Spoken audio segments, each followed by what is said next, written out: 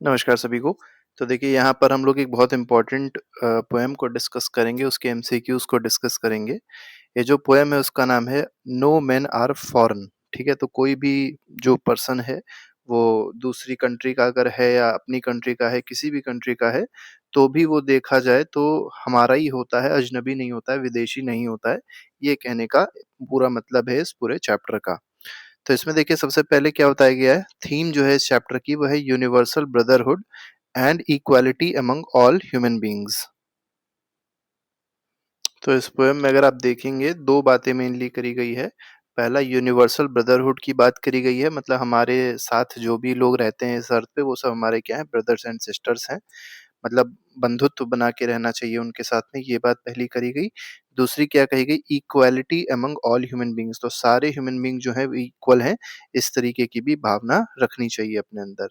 Summary देखा जाए इस पूरे पोएम की समरी क्या है हमने आपको बता ही दिया वैसे। इसमें क्या बताया गया, poet reminds us that no person is stranger. तो पहले हमको ये समझ के चलना है कोई भी पर्सन है वो स्ट्रेंजर नहीं होता है, सारे हमारे भाई बहन होते हैं। नो कंट्री फॉरेन, तो मतलब कोई भी कंट्री अगर देखा जाए तो वो फॉरेनर नहीं है, सारी कंट्रीज में जो लोग रह रहे हैं वो हमारे ही जैसे हैं, ये कहना चाह रहा है poet. All human share the same earth, तो सारे ह्यूमन बींग्स अगर आप देखेंगे सेम अर्थ पे रहते हैं। सेम एयर में वो लोग भी सांस लेते हैं, जैसे हमारी जो एयर है वही उनकी भी एयर है। और जो एनर्जी मिलती है, जिस सन से हम लोग को एनर्जी मिलती है उसी सन से सारे जितने भी ह्यूमन बींग्स है पूरे अर्थ पे सबको एनर्जी मिलती है। वॉर्स आर मीनिंगलेस, यहाँ पर जो मेन बात करी गई वॉर्स की करी गई, क्योंकि बहुत सारे वॉर लड़े जाते हैं, पहले भी लड़े जाते थे, तो वो सब क्या है, मीनिंगलेस है। मेनली होता क्या है, इससे हमारे जो भाई बंधु होते हैं उन्हीं को ही नुकसान पहुंचता है, और मेनली क्या है, ह्यूमैनिटी को नुकसान पहुंचता है, ये बताना चाह रहा है poet. Love and peace should replace hatred and division, तो जो हेट्रेड एंड डिवीजन फैला हुआ है उसको रिप्लेस किसे कर लेना चाहिए, लव एंड पीस फैलनी चाहिए, और हेट्रेड और डिवीजन जो फैला है उसको खत्म होना चाहिए, ये बात कही है पोएट ने। मैसेज क्या है, मैसेज ये है, the whole world is one family, वसुधैव कुटुंबकम, तो वसुधैव कुटुंबकम की बात करी गई है। इसका मतलब पूरा विश्व जो है वो एक फैमिली की तरह है, और फैमिली की तरह ही सबको प्यार से रहना चाहिए, कोई भी दुश्मनी नहीं करनी चाहिए, कोई मारपीट नहीं करनी चाहिए, कोई लड़ाई झगड़ा नहीं करना चाहिए।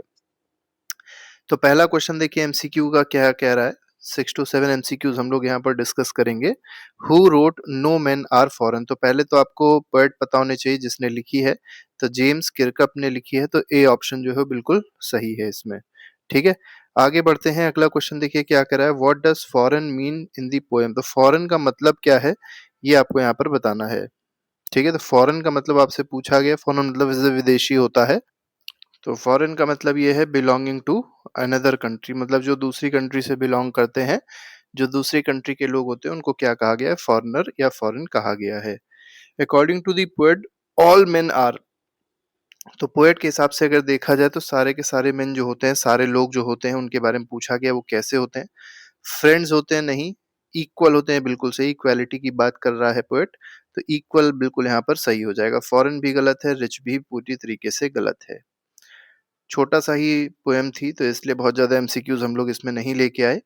What do we all share, तो हम लोग क्या शेयर करते हैं, मतलब सेम जो हम लोग शेयर कर रहे हैं चीज़ों को वो क्या है, तो सेम क्लोथ तो नहीं पहनते, सेम रिलीजन भी सबका नहीं है, रिलीजन आपको पता होगा डिफरेंट डिफरेंट है हर जगह पे।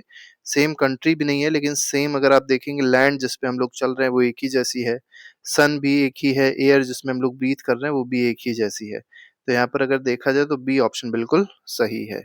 ठीक है, फिफ्थ क्वेश्चन है, आज का आखिरी सवाल है इस चैप्टर का, बहुत ही छोटा सा ही चैप्टर था तो इसलिए हम लोग ने क्वेश्चंस भी कम ही लिए इसके। ठीक है, व्हाट शुड वी रिमेंबर, देखिए इसमें एक ही ऑप्शन दिया है क्योंकि इसका यही आंसर भी है, तो हम लोग को हमेशा क्या याद रखना चाहिए, ये इस क्वेश्चन में पूछा गया। We all have same body and needs, तो हम लोग की बॉडी जो है वो एक ही तरीके की है, नीड्स एक ही तरीके की है, ये हमेशा याद रखना चाहिए। तो ये पूरा पोएम थी, बहुत छोटे से 5 मिनट में हम लोग ने पूरी पोएम को डिस्कस कर लिया और उसके एमसीक्यूज भी देख लिए। बाकी अगर आपको कोई क्वेरी है तो आप लोग कमेंट बॉक्स में मैसेज कर सकते हैं, वीडियो को लाइक और चैनल को सब्सक्राइब करना मत भूलिएगा। तो अभी के लिए फिलहाल इतना ही, thank you very much, good bye, जय हिंद।